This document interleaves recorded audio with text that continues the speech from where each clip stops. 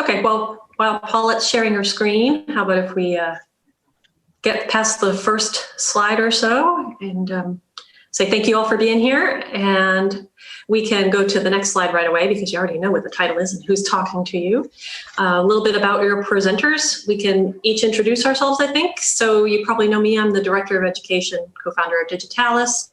I do a lot of different things here, sometimes too many different things, and my duties include human resources. So Mark's next up in the presentation. Go ahead, Mark. Yeah, hi, I'm Mark. Currently, I'm the U.S. liaison for GoTo Incorporated.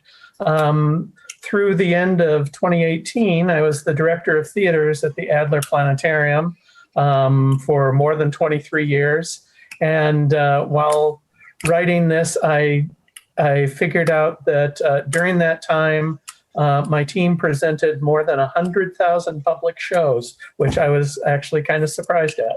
So that's where I'm at. Paulette? All right, Paulette Epstein. I am the Director of Scientific Partnerships, Theater Director, Staff Astronomer. I serve as a volunteer Solar System Ambassador for NASA's JPL. I also wear a ton of hats at the Science Center. Yeah. And so throughout my time at MySci, I've managed a staff of 20 plus live presenters because all of our programs are live and interactive other than the IMAX movies that we play. Excellent. So I think we're ready for the next slide.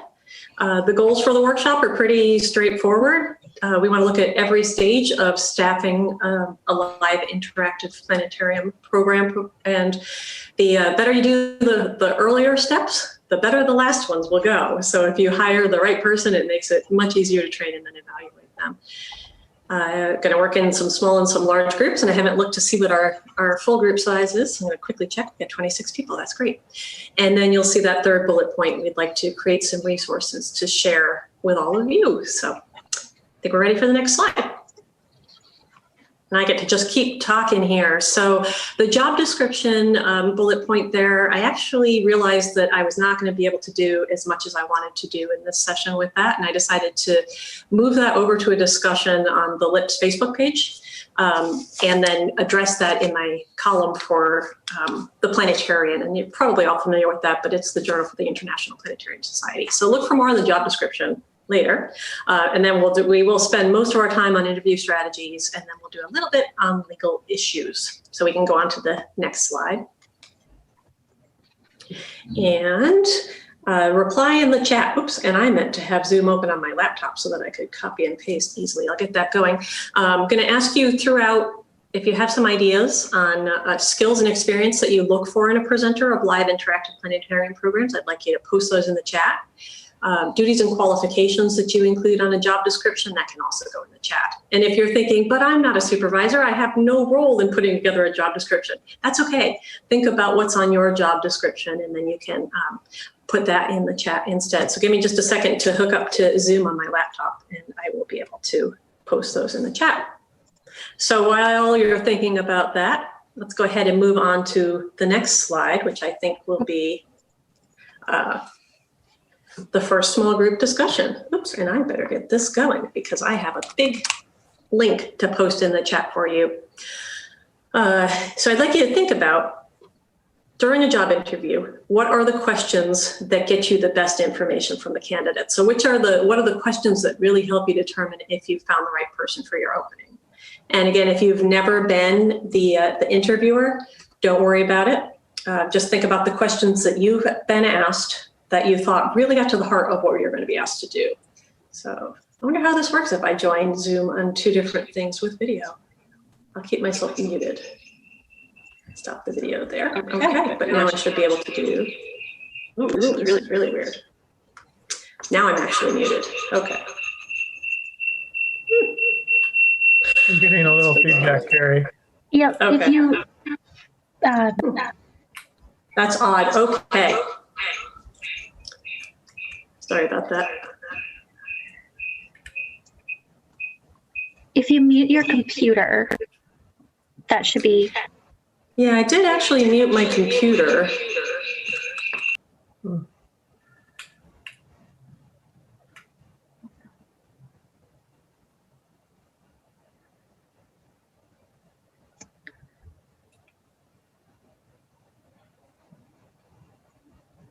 Okay, you're muted. We can't hear you. Thank you. I did just post the link in the chat. I just shut my laptop down.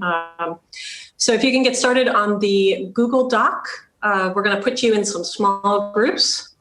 Let me take a quick peek here and see. We were at 26. We're still at 26. So let's do some small groups of, we want to have about 5 people. We've got some folks who probably won't attend. We're going to break into 5 groups. And let me see if I have the ability to do that, or if I need to have someone else handle it.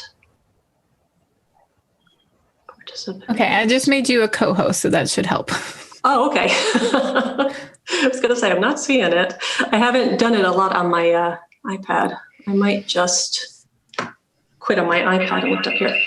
Tiffany, are you able to do the small groups? We should. Sure. So I think. Yeah, so we want, how many breakout rooms?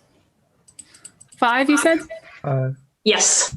Let's do 5. I just quit on my my laptop here, so we won't have We want to feedback. just randomly put people in groups, or Just do we? randomly, yep. And let's give people about 6 minutes to introduce themselves to their group mates if they've never met them before. And then hopefully that link will work for you. If not, just send me a chat. Tell me you need me to resend it. And then we'll convene. So if we can go into 5 groups and then set the timer for 6 minutes, that would be perfect, Tiffany. Thank you. Sounds great. All right, we're going into our breakout rooms. Yeah, nice. Okay, we have a small enough group here. I think that, Paulette's back to sharing. Yay, thank you. Mhm. Yeah, and you're so on top of it. So we've got some great things here. This is the first time I've seen it. So you have 10 of 5, cool. Awesome. Look, everybody, why don't we take about 30 seconds to scan these, although you may have done it as you were entering them.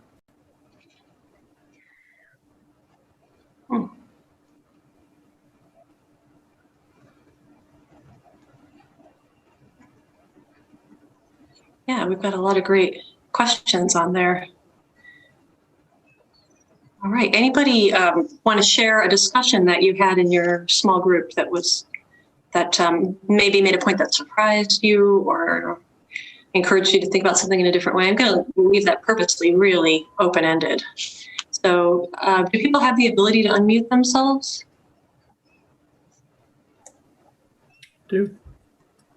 Yeah, probably. I believe so. Yeah, we're a small enough group. There's only 27 of us that I believe we can find a way to take turns and unmute ourselves. You really want me to? I'm going to give you 15 seconds, Ken, and I'm timing. No, go ahead. What did you talk about? No, I was just being facetious. I don't. Go ahead. Oh, could be dangerous. Anybody? Somebody must have had a good conversation. Well, one thing that we talked about that kind of the difference between hiring if you're in a college or a school setting or if you're in a museum setting. For me, essentially, I'm willing to take on anybody who's interested in working in the planetarium because I need the help. And so I tend to ask them more about themselves and their interests and their skill sets and their hobbies and things like that to see what ways they might be able to help in the planetarium, even if it's not just presenting. I have several students who are like film majors and things like that. And so they're doing film editing and that kind of stuff, or, graphic design or something. And so, it can look different when you have a very diverse pot of students you're pulling from. But I typically just try to find out why they're interested in the planetarium. What drew them to apply for a job, because that's going to capitalize on what their interest is anyway. Mm-hmm. That's great. Yeah, and I see there are several questions here that are also very open. Who's your favorite teacher and why? Your worst teacher and why? So those would not come into play in a museum setting, but they do obviously at a university. Anybody else? I see there are a couple of things on there. We talked about the audition and then another one that's give a short presentation from a provided script. We felt that was really important, and we would actually have candidates do it twice. They would do it once, and then we would ask them to change some things to see how they could follow direction, whether they were able to absorb that. Cool. So would that be like change the word or change the feeling behind the words? Yeah. Them to sometimes we would ask them to, oh, you know what, leave off that middle paragraph, or we would say like, hey, you know, when you're talking about the moon, be more in awe of it than that, and see if they were able to kind of incorporate those ideas into the way that they presented. Nice. Yeah, and the audition is something we talked about too. Am I live here? Mm-hmm. Yep. Yeah. Because I was always looking for what I like to call showmanship. Mm-hmm. Yeah. And so the audition was important to identify that. And as I told the other people in the group, I ended up hiring a lot of theater and communication people rather than people from the astronomy department for that very reason. To do that. The other thing that we talked about, and April and Shannon and Drew can add to this, is that how would someone respond to a particular question like the Earth is flat? How would they respond, and in the way that they should in the planetarium? Yeah. And if any of the guys in our group want to add to that too. I wasn't in your group, but we talked about the same thing, questions like that, moon landing deniers and stuff like that. But an interesting thing that was brought up right towards the end of our group was that kind of goes back to what we've said a couple times. Really, you ask about the interest, why people are interested in the planetarium, but the science part can be taught. You can teach the presenters what to say. It's really important that they're able to speak in front of people is the most important thing. You can learn the science as you go along. Yeah. One thing we look for in presenters is that they have an interest in science and that they are capable of talking to other human beings. So whatever their background is, it doesn't matter to us. It's just specifically that they can communicate with other human beings and they're interested in science. Everything else can be taught. Yeah. Great. Karrie, I wrote the, who is the favorite teacher and who's your worst teacher. Okay. That's for anyone because, we want them to look back at their education and go, who's your best teacher you ever had? And then we ask them why you like them. And of course they're going to say, well, they were enthusiastic, they were whatever. And we say, then we ask them the worst and they say, well, they were dry or they were boring. Yeah. And then we say, be like your favorite teacher, not like your worst.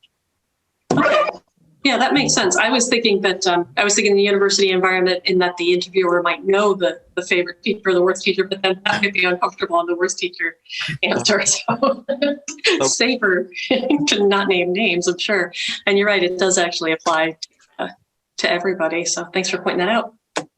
Okay, we could spend, I'm sure, another 40 minutes talking about this, but there is more to this presentation and I have a few more slides to get to. So Paulette, if we could get back to the presentation and then go to the next, actually, so we'll skip the next one because it'll be about gathering up the comments. I'll get those to you later. Interviewing strategies. So I get to be involved in a lot of different interviews here, not so much for live planetarium presenters, but in my past life when I was working at Pacific Science Center and interviewing for outreach educators for planetarium presenters, I did focus on presentation skills.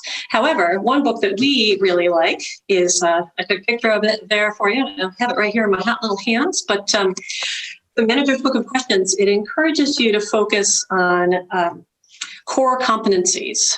And you'll see the definition down there. Core competencies are the skills, behaviors, and knowledge you'll bring into the role. And I was thinking that a big one for live planetarium presenters is customer service. And to help you think about the difference between a core competency question and a traditional question, if we go to the next slide. You'll see the tradition there. You might ask, what experience do you have in providing customer service? Yes, that's an open-ended question.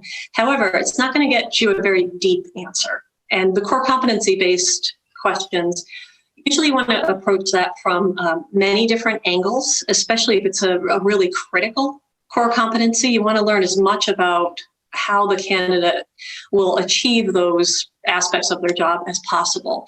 So for customer service, you might ask them, how do you deal with customers who think they're right, even when they're wrong? And to give you an example of that, what strategies have you developed to not let yourself respond to emotional customers by becoming overly emotional yourself? So it's just a little different way of thinking about it that has worked for us. It worked here at Digitalis really well. And just, so we got to get to Mark. Let's go to the next one. Some of these came up. Actually, I think one of these came up at least, a 5-minute lesson where you have people present something to you. So that could be scripted, like Mark used, and ask them to read it in different ways or to cut out parts on the fly and see how they react to that. That's a great thing to do, see them in action. You can also take people into your dome and have them point out, one of their favorite constellations or planets or whatever you want to do, and just have them explain to you why they like it. You get to see them in action that way as well.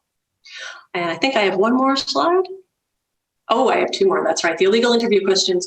I'm not going to spend a lot of time on this, mainly because we have Mark and Paulette waiting, and also because the Manager's Book of Questions covers that topic really, really well. If you're familiar at all with the Equal Employment Opportunity Act, the same reasons that you cannot discriminate are the same types of questions that you cannot ask. But I do want to point out, if we go to the next slide, that there are some things that are specific to a job. For example, a bartender has to be at least 21 years old. So even though you're not allowed to ask their specific age on the job requirement, you should say must be at least 21 years old. Or in the case of an outreach educator, they need to be able to lift relatively heavy things. And so these are things that you should list on the job description. So let's go one more. I believe there's one more here. Yeah. And there's the bartender example. And then that book that I mentioned, the Manager's Book of Question, has a whole section about questions that you cannot ask, but with the alternative that you can ask. So are you legally eligible to work in the United States? That is something you need to know. You cannot ask, are you a U.S. citizen? So you want to phrase it. Just be careful the way that you phrase it to get the information that you need. So that was a ton of information. And I went a little bit over, so apologies to Mark and Paulette, but I'm going to kick it over and we'll save time for questions, I think, at the end. So thank you all for participating. Okay, thanks, Karrie. All right, so part 2 of our workshop is about training. So we're going to talk about training strategies, how long to train new presenters, and then end up with what to avoid. So go ahead and go to the next slide. So how do we create a good presenter? It is pretty rare that you get the opportunity to actually hire an experienced planetarium presenter. It's a lot of people probably never have the opportunity to do that. So you're always going to be training somewhat from scratch. Everybody will have different skill sets coming into the job. They might know a lot about astronomy, or they might know nothing. They might be good presenters. They might not be.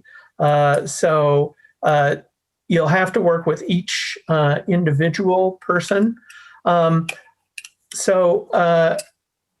I was originally going to do this in the chat, but I think we've got more time than we originally thought we had 45 minutes, and we have 90. So let's go ahead and break into the breakout rooms.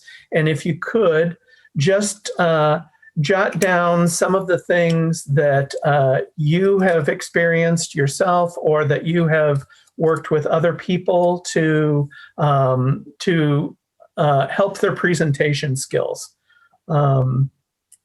Let's go ahead and use that same doc, and then we can add those to the bottom or to a next page. Yeah, that'll be great. Would you guys like to re-randomize the people that have different groups? Yeah. Yeah, All right. I don't want to see Mark's face again. I'm kidding. All right, let's head to those breakout rooms. I believe everyone is back. Okay, cool. Thank you, Tiffany. All right, well, we've got quite a lot of them here. Shadowing and teaching, a lot of these I have elsewhere in the presentation too. So, but let's go through them here first. Shadowing is big. I sort of feel like that a new presenter should be going to every possible show. The first day they can sit in the audience. After that, I like to have them be behind the console and really seeing what an experienced presenter is doing and kind of picking up what the actual act of doing the show is like. Certainly providing them practice time, rehearsal time. I think that's most valuable when it's in the dome. You can practice outside the dome, but there's nothing like actually using your hands and hitting the cues and seeing what's happening on the screen at the same time. A show for staff, which is good. It kind of gets their feet wet. Weekly meetings. I think it is very important to continue to follow up with presenters during the training period. I have been guilty of letting that go. We're all busy and you don't always have time to see how your new presenters are progressing and then go in. Paulette will go into that a little bit more. Recordings. It is really painful to listen to a recording of yourself giving a show. I think most of us who have been through that experience know that, but it is also really, really valuable. You don't have to, when you record a presenter, you can let them know that this is for them. It is not for you. You want them to critique themselves. I think it's really valuable if you have them do that at the planetarium on the clock. So, find a room where they can be by themselves for 45 minutes and do that. Even if the recording is on their phone, if you send it home with them, they don't always listen. So pay them to listen to their show. And frankly, I think it's valuable to continue to do that, constantly. I mean, you should do it with yourself every few months just to make sure you haven't picked up any bad habits along the way. Let's see. This is cool. Draw the Starfield constellation test, constellation shootout. Those are very good. In a minute, we'll talk about play in the planetarium. So let's just hold on to those for a second. Obviously, there's a lot of things that they have to learn. They have to learn how to run the console. They have to learn where things are kept. They have to learn what to do in emergency. Let's see. Practice, lots of reminders, saying, I don't know is okay. That is a really valuable lesson. If they don't know the answer to the question, say that. Don't make up the answer. And I try to encourage presenters to ask open-ended questions and even ask questions that they don't know the answer to. Is there life elsewhere in the universe? I don't know. Maybe. Here's why there might be, and here's why there might not. So, I don't know is a great answer. Let's see, shadow. Sneak in and sort of evaluate them when they don't know they're being watched. so that they're a little more relaxed. Emphasize that they should concentrate on the audience. They should never forget that they're speaking to other human beings. It's easy to do in the dark when you say the same thing, 6 times a week for different audiences, to kind of have the audience get, cast to the side. But every audience member is there fresh, and you should give them the best possible experience. Learn to insert wait time when you're asking questions. Give them time to formulate an answer. Give them time to work up the courage to try to answer it. And Wayne pointed out, be friendly and make that conversation, that time, be a pleasant experience, not a quiz. These are really great. Work on creating a presentation so that the presenter develops a feeling of ownership. I think that's a really good thing.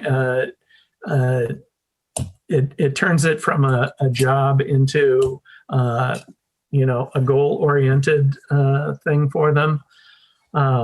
Mix it up. Don't get in a rut. That's always good advice. Hand off presentation in bits. I think that's a common one. I think when you have a new presenter, get them going right away. Nobody learns how to swim from reading a book. So, let them become your Big Dipper expert, let them become your moon expert, and give them, 5 minutes of the show. So let's see, bits. Don't tell too much. Yeah, don't get into a situation where you're giving too much information. Let the pregnant pause occur. We kind of talked about that. Classroom management suggestions that work with different ages. You have to teach your presenters to work with different audiences. A group of first graders is not going to be the same as a group of families on a Saturday afternoon. And you need to be able to tailor your style to the audience. Live from the Planetarium, a GLPA resource video. That is a great advanced tool. It is some of GLPA's best, most experienced presenters, a couple in this room, that have videotaped themselves doing shows, and you can see what they do and how they do it, and then steal their ideas. It is fantastic. Quick note about Live from the Planetarium. There has also been discussion about redoing or doing a 2.0 version of that. So if anyone is interested, reach out to one of your GLPA exec members, because we're sort of just getting that off the ground, but we definitely talked about that during our exec meeting. Yeah, I think that's fantastic. It is. Slow down your pointer. I will take that particular step one step further. I prefer that people don't use laser pointers at all. If possible, you should build things into your presentation where, if you want to show people where the Pleiades are, have a circle that moves up and then surrounds the Pleiades. It's extra work, but it makes the experience a little more magical. I use laser pointers too, especially if you're doing a one-off presentation. I think using two hands helps. It makes the laser pointer more steady, and then it also slows you down when you do it. Okay. Those are really good. So let's actually go back to the slide presentation. And the next thing up is about how long we're going to train presenters. It is different for every person. You're going to have some people who are ready right away. Paulette came and worked for me, and I think she did her show within 10 days of starting. No, But day 2. day 2. Well, there you go. But she was an experienced planetarium presenter, so that was a pretty easy one. Some people I've had people who kind of develop stage fright, and this is where giving them a little piece of the show early on, and then building on that. So if they start out talking about the moon, and then maybe have them do the planets in the night sky, and just kind of have them build little sections of the show so that it doesn't feel like they're having to do the whole presentation all at once. But also, if you allow people to choose for themselves when they're ready, they will probably take longer than you want. So be ready to say, okay, it's time to do it in front of a real live audience. And the process never really ends. Okay, we can go to the next slide, which actually will go, all right, next. Yeah, we already did that. Okay, so here are some active training techniques, some of which we've talked about. Be present for every show. They should, see other people do the shows as many times as possible. And also do it from behind the console so that they're learning how to multitask. Big Dipper expert, Moon, we talked about that, doing small pieces. Let them handle softball questions from the audience. If people come up after the show and say, what was that bright thing in the south right after sunset last night? Let your new person handle that if they know the answer. Accepting the gift, acknowledgement of audience response. Accepting the gift is what a lot of improv people call the yes and technique that we've all heard and are familiar with. And that is, it's not enough to just say yes, and you need to accept the gift that the audience gives you in their response, and then turn that into something else. Dr. Sarah Schultz has been doing a lot of speaking about this, the ESRU cycle, and actually using that response that you're given to move your presentation forward. Playing in the dome is very important. You can do Constellation shootout, show me the planets, where you have you hold the laser pointer and have somebody else guide you to where the planet is. So ask them, all right, show me how to get to Mars. What do you see? So kind of coming up with new constellations.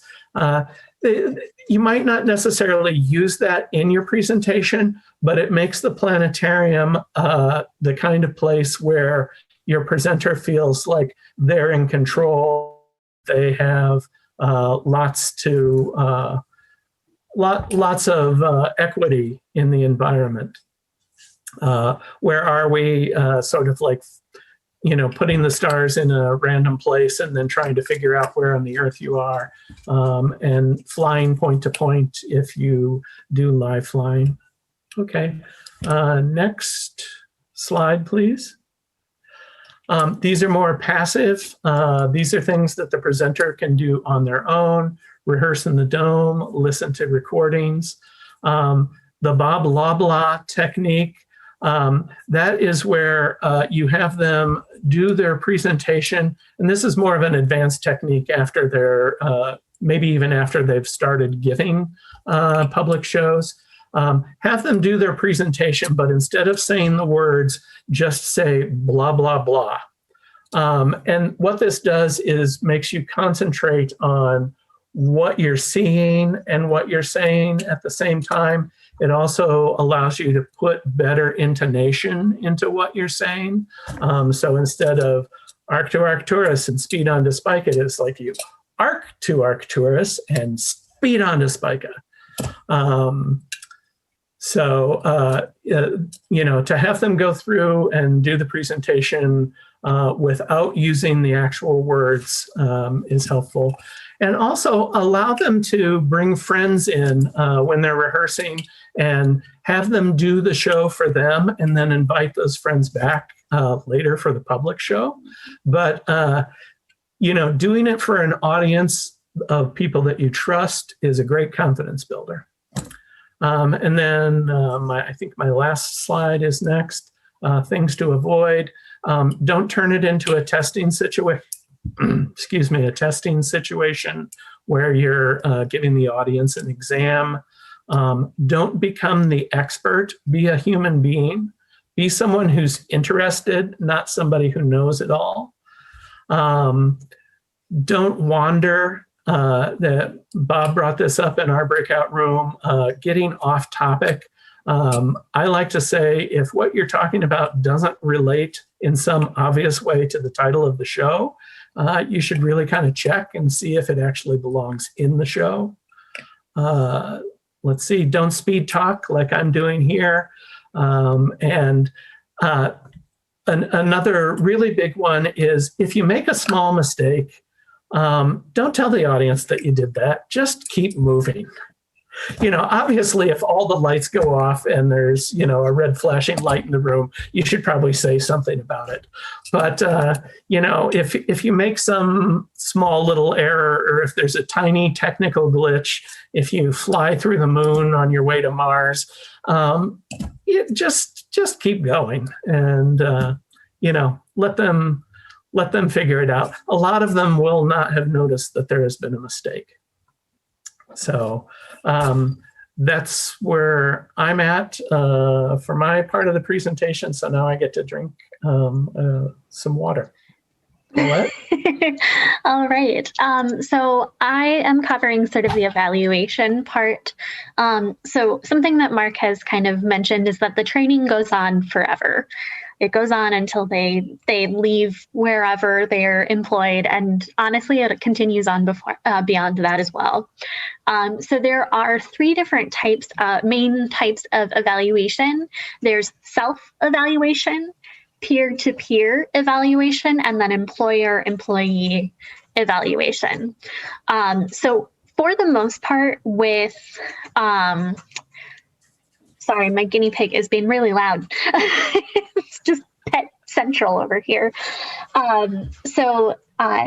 Self-evaluation is really, really important and gives staff a way to reflect on what they are doing. With peer-to-peer, it's also incredibly important because your peers have skills that you don't. They have skills that your employer doesn't. So we really like to, at the Science Center, make sure that peer-to-peer evaluation happens more often than even the employer-employee evaluation. And then, of course, employer-employee evaluation, those usually happen once a year with the, were you late? Were you on time? Did you take long lunch breaks? That kind of stuff. But there's more to it as well. Like, we think of those evaluations with employer-employee, but it is also important to pop into somebody's show and give them feedback live. So one of the things that we do at the Science Center is called reflecting on practice. And with reflecting on practice, it uses some of the sort of fundamental things that we also use to engage people on the floor with exhibits. And we also use this in the planetarium during some of our shows.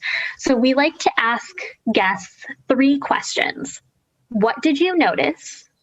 What can you try? And what does this remind you of? So those 3 questions are things that we ask people on the floor. So this reflecting on practice kind of takes those and twists them just a little bit into I noticed, I think, and I wonder. So generally, we try to actually do recordings of ourselves, whether it's a video recording or an audio recording, especially in the planetarium, and we'll listen to that. And you listen to that by yourself and with a buddy, and you specifically ask them, "Hey, can you watch out for my body language? Can you watch out for how my intonation, my enunciation, all of that stuff?" You can ask specifically for your buddy to look out for certain things. Now, the nice thing about this is that I noticed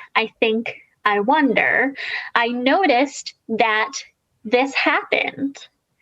I think it's because of this. I wonder if something else might work better. So that's sort of how our reflecting on practice works at the Science Center. And of course, everybody has sort of their own way of doing this, but they're all really based on those questions of what did you notice? What can you try? What does this remind you of? Or I notice, I think, I wonder. So we're actually going to do some practicing here with a presentation. For those of you that are not familiar with the National Informal Science Education Network, or NISENet, I'm going to give them a quick plug because they're amazing. If you're not familiar with them, they have free kits of material that people can apply for. And even if there are not if you don't get the free kit of materials, you are able to get their lesson plans online. Their lesson plans are fantastic for volunteers or new staff or anything like that, because they're kits of material. The lesson plans are super simple, and it can turn anyone into a facilitator fairly quickly. So we're going to watch this video, and then I want you to think about some of the things that you notice, maybe some things that, if you think why you noticed those, and then wonder if you changed it to this. And then we're going to get into small groups and sort of discuss, and then we'll get back into the big group and sort of share out from our small group. So again, I notice, I think, I wonder. So we're going to go ahead and let me make sure that I am sharing my audio. There we go. There we go. So I'm going to go ahead and play this video, and hopefully it won't pop up with the name of the video. Oh no, it did.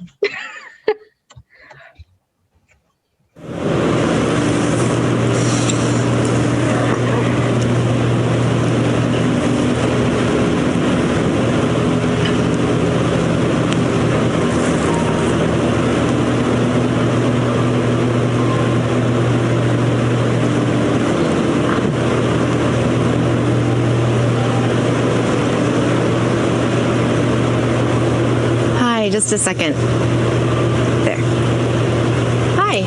Do you have any questions? Yeah, I was just wondering what this activity was all about. Sure. It's about exploring products, sunblock.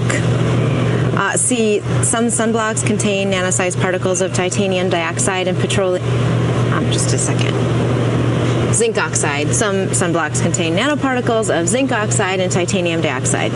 What do the nanoparticles of zinc oxide do? Oh, well, they allow some sunblocks to rub in totally clear. See, a nanometer is 1/1 billionth of a meter, right? Yeah, I'm not sure. Well, these sunblocks that contain nano-sized particles of zinc oxide, they don't reflect visible light, which is why the sunblock can rub in clear. You know, some people have concerns about the safety of sunblocks that contain nanoparticles, but research shows that nanoparticles of titanium dioxide and zinc oxide, they don't penetrate the outer layer of healthy adult skin. But, you know, some people still have their concerns. Maybe if you do the activity, it'll help you understand. So I've got this black sheet of paper. This is a sunblock that has nanoparticles in it, and this one does not. This sunblock's going to rub in totally clear. This one won't at all. So here you go. Do you think that you could just put these things back into this clear box when you're done? I don't want any of these kids running off with my supplies. Yeah, sure. Thanks.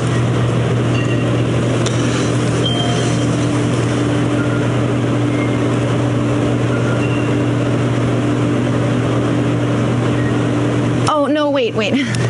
You're doing it wrong. Here, I'll just do it for you, okay?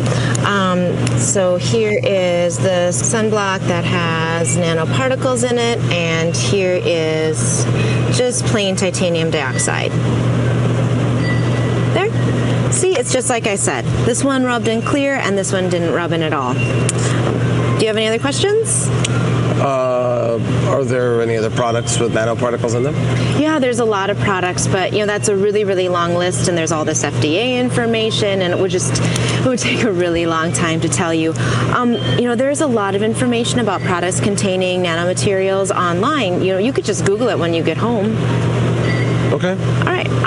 It's about time for me to take my break, and someone else is going to be along here in just a little bit. So I'm sure if you have any other questions, they'd be happy to answer them for you. Okay? All right. Thanks. Have a nice day.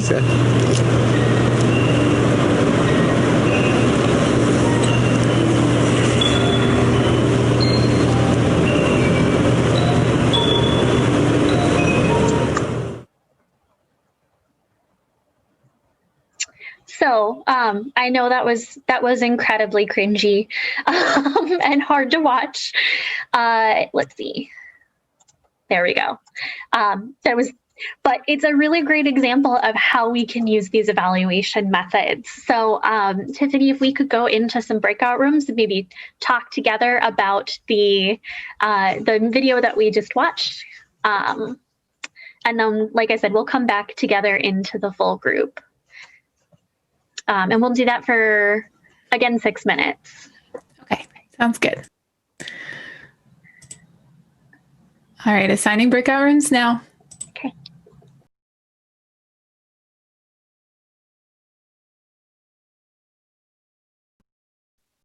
So I don't know if this has happened to anybody else, but I just want to say that Wayne and I have a perfect record. So we've been in all the same groups. I've been in all the same groups as Susan. All right, so wait just another second. Like I said, I gave you probably the worst example of a video possible, but it's easy to notice a lot of things that are happening. So one of the things that came up in our group was giving the sandwich of positive, negative, positive, which is yes, 100% super important when you're giving feedback to staff. And this, I noticed, I wonder, can actually make you flip what the way that something might come across. So, for example, did everyone notice the cell phone? Yes, everyone noticed the cell phone. So instead of saying something like, put your cell phone away, and then as soon as you turn around, they're going to take their cell phone back out because that's the way it always goes. Then you could say, I noticed you had your cell phone out. I wonder, or I think that it might be a little distracting. I wonder if you put your phone away, if you might be able to connect with the guest that just came up.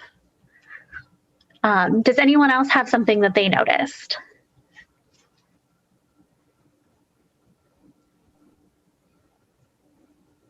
Other than everything. I will jump in because there was something that I mentioned in our group that I noticed that was very strange to me. When she's talking about the nanoparticles in the sunblock, and she's trying to acknowledge the differing opinions on whether nanoparticles are good or not. To me, it sounded like she was saying they were both completely harmless and completely going to kill you at the same time. And I don't understand that, how you could get both of those. Yeah. Well, so fun fact about these particular nanoparticles in sunblock. This is an old video, and these are the same nanoparticles that are bleaching our coral reefs. So that wasn't part of this video, and I don't think that was even I don't think we knew that then, but just a fun fact about that, because it definitely is something harmful now. What else did anybody notice? I noticed she lost patience with him when he was trying the experiment, rubbing the two different things into the paper, and basically told him, well, for the second time, what was going to happen. And not only let him do it for himself, but also did it for him and then showed him. That showed, look, this is what I said. Yeah, definitely. So again, we've sort of talked about that, like how to frame that and how to phrase that, so it's not totally negative. But the one that I sort of came up with was, I noticed you explained what was happening before they tried it. I think it's because you were a little conscious of time, because she was getting ready to go on her break. And I wonder if you took your time, if the activity wouldn't have come across a little bit better. Anything else people noticed? There's got to be more. So giving people this type of feedback will allow them to, instead of like a gut reaction to things, or an emotional reaction to things, it might allow them to process that a little bit easier. I know that I'm a logical person, like super logical, and I was coming across to my staff as kind of a mean person because I'm logical and I was not conscious of the emotional reactions that happen. So being conscious of those emotional reactions is, again, really super important. And this method sort of allows you to frame it in a way that isn't quite as emotionally like, you just told me something that I did bad. Does anyone else have any methods for evaluation that you use? Like I said, yeah, go ahead, Susan. I just have a comment that, yes, we need to give them positive messages and not be super critical, but at the same time, I don't think we should minimize things that are really important. So if you're saying, I noticed you were on your cell phone, and when the person came up, they weren't really sure what to do because you were busy. And what's your second, let's see, I think why is the cell phone is very attractive and you're trying to answer messages that you feel are important. But it's very distracting.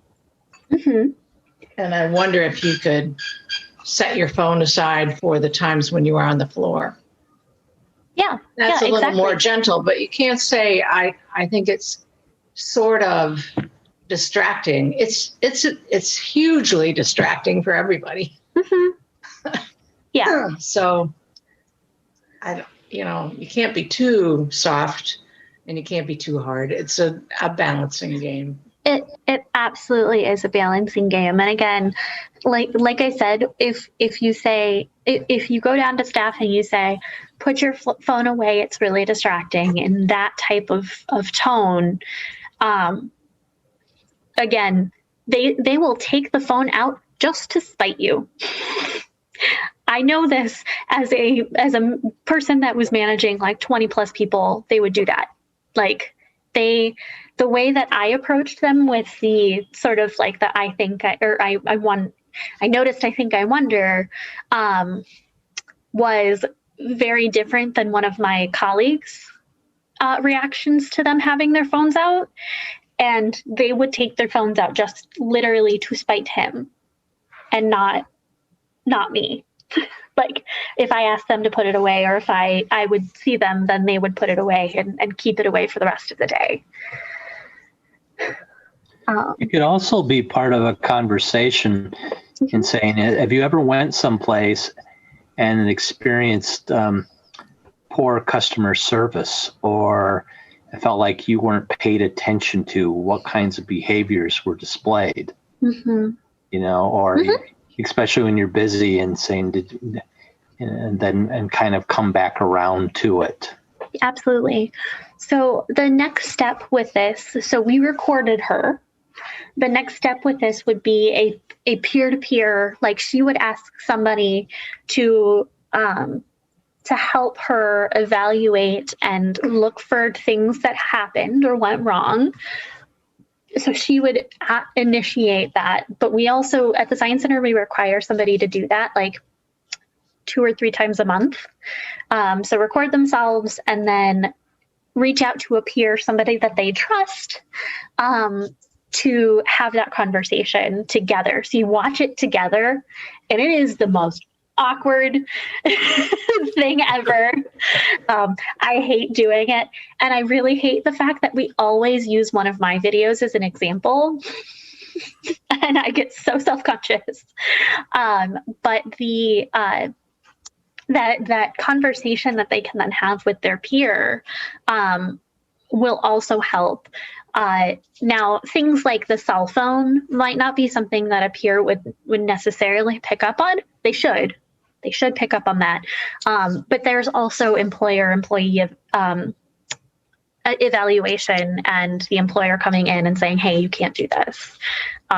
So this is not technically a way to evaluate your employees. This is a way to allow people to improve. So again, cell phone might not be something that somebody would be doing, especially if they're already getting recorded. And it is a conscious effort to record. It is not a like secretive recording. I know we mentioned the dropping into the dome and sneaking in. I will let people know to be careful with that, because not everybody appreciates being snuck in on. I always announce and tell staff when I'm going to be going to one of their programs or into the planetarium, unless they are specifically staff that have asked me to just drop in on them.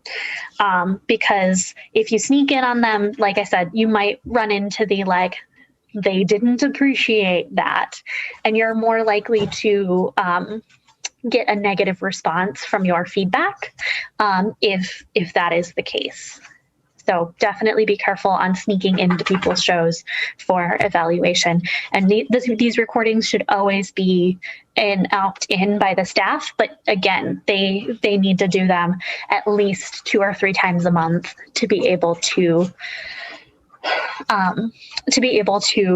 continue to just sort of self and peer evaluate and continue to improve. How many shows are they giving a month? Approximately. So we use this with both our floor staff and our planetarium staff. So each person is usually giving for a day. This is pre-COVID. 4 shows a day for 6 days a week. They're not there for all of them. They're usually there about 3 days a week. So they're doing about 12 shows a week, which would be 48 shows a month-ish. Give or take. Some staff work more, some staff work less. Some people don't do shows at all. Some people do lots of them. So this can also go for any interactions that they have on the floor. So if they're doing a quick program, like the Nice Net activity, they could record that as well, and not have to do a full show, because sitting through a full show of a recording of yourself is so painful. It's so painful. Do we have any questions? Sometimes just an audio recording is a little less intrusive and a little more comfortable. Yes. Yeah, definitely. But again, make sure that you have staff's okay before we before you do that. Do we have any questions for Karrie, Mark, myself? We have, how much time do we have left, Tiffany? 3 minutes?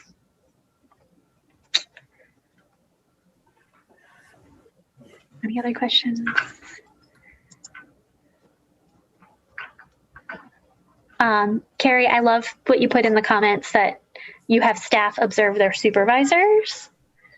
Yeah, that was with Science on Wheels outreach program. That was something we recommended. So we used to, with Science on Wheels, it was a statewide outreach program. And so you'd sometimes have the people that you supervised sleeping in the hotel room with you. And so it was a very different kind of employer-employee relationship, I guess you could say. But that was a way, you got to be really comfortable around each other. And that was something that we really encouraged. You take the model and you flip it on its head. And in some ways, because the supervisors had office duties, they weren't teaching as much, and you could actually learn a lot from hearing the teachers who were out there teaching 3 weeks out of the month instead of your 1 week out of the month. They would bring a lot different experience to it, and I got some great feedback that way.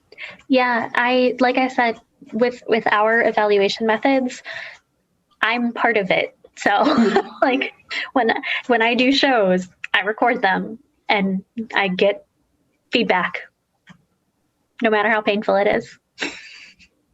Yeah, as you rise in the ranks, it's harder and harder to get that feedback. And feedback is so valuable. Honest, open feedback is so valuable. And when you really, really need it, it's like harder to get. So I like that idea too. Yeah. Any other questions, comments?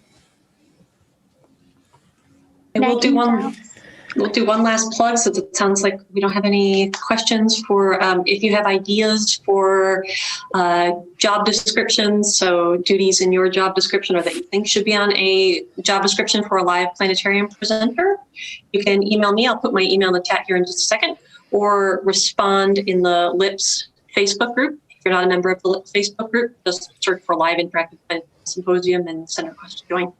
Because I'd love to get everybody's feedback on that. That would be a great way for me to share the most common things that we see on those job descriptions. Wow. Well, thank you, Karrie, Paulette, and Mark. This was a wonderful workshop. I hope the other workshops had just as much as fun as we did. I don't know about you guys, but I picked up some great tips, and I really miss my planetarium dome now. So I'm looking forward to training students again under the dome sometime soon.